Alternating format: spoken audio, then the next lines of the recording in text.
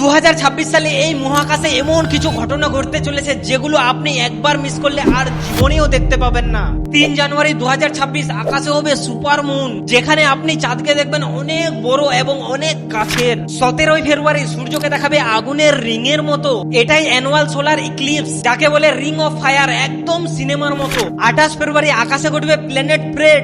এক লাইনে সাজানো থাকবে 6টি গ্রহ: mercury, venous, Neptune, sartan, Uranus, Jupiter.